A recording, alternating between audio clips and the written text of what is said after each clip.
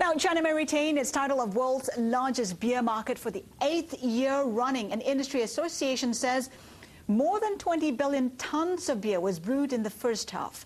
My next guest tracks the industry's three major players.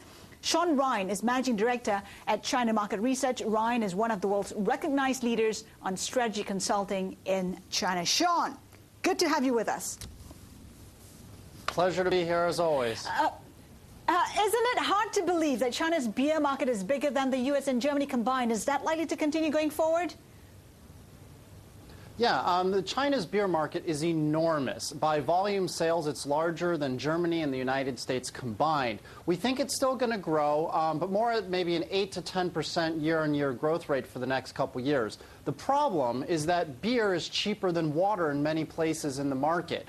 So you have a lot of consumers drink a large bottle of beer with every meal. Now, here's the issue, though. So the three major producers that you mentioned, Qingdao, Snow, and Yanjing Beer, they only control about 40% of the market.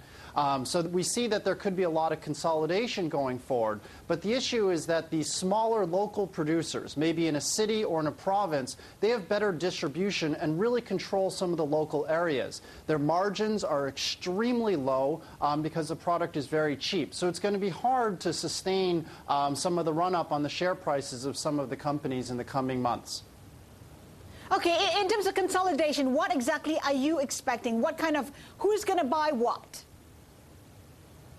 Well, first you see Snow Beer, which is now the largest producer by volume of beer in the world. It now is larger than Bud Light. They've grown about 1,000% in the last 6 years. And that's really been done by organic growth. They've done a wonderful job at to have distribution in local restaurants in 4th and 5th tier cities, but they've also done it through acquisition. So I would expect Snow Beer to go forward and make acquisitions of some of the local producers and try to consolidate the industry. The problem for Snow Beer, though, is, as I mentioned, their margins are in the single digits. They don't have a lot of branding and pricing power. What we see is younger Chinese consumers, even in this domestic economic downturn, they're looking for more premium products. They're looking to emotionally connect with a brand, and they don't really connect with Snow Beer that well. Basically, you choose Snow Beer because it's cheap.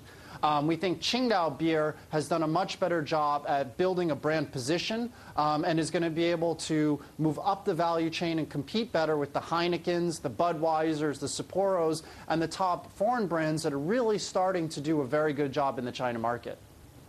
But, Sean, what's stopping Snow Beer from raising its prices? I mean, if it's the world's best-selling beer, it's doing better than Bud Light, why not just raise prices? Because there isn't a lot of brand loyalty. People are buying it because it's cheap and it's convenient. They do a very good job of being the only beer sold on menus of cheap restaurants. They have great distribution, but people don't buy it because they love it, because they've positioned themselves too low market. Qingdao, on the other hand, connects with the consumers. They've, benefited from getting a stake purchased by them by Budweiser and their marketing savviness.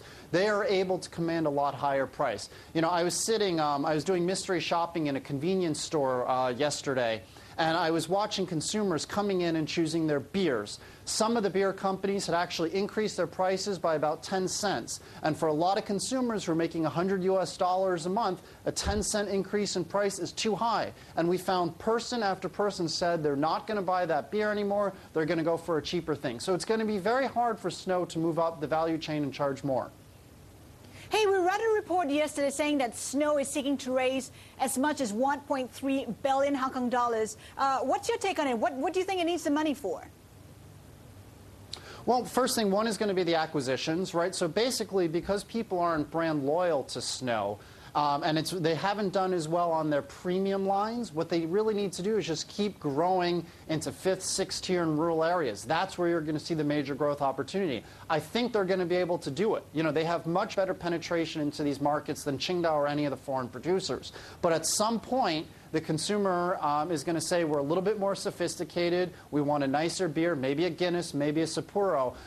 So I think Snow is going to have problems being able to sustain the fast growth that it's had. Again, it's grown almost 1,000% in the last 6 years. Just to pick up on your theme of consolidation slightly earlier, do you see other companies such as Asahi and Foster's buying stakes in Chinese beer companies? And if you do, when do you see that happening? It's going to be hard to see too much M&A activity taking place. I think so. Some of the larger players like InBev, which just acquired Anheuser-Busch, they're trying to absorb some of those acquisitions and really deal with the integration of the different companies. I think we're unlikely to see massive acquisitions taking place, especially because a lot of these foreign competitors, they've had their stock prices hit with the world financial crisis. There's a credit crunch, while on the other side, a lot of the Chinese players have easy access to credit and are not dying for foreign acquisition right now. Right. Sean Ryan, Managing Director at China Market Research, thank you so much for your insights today. Now,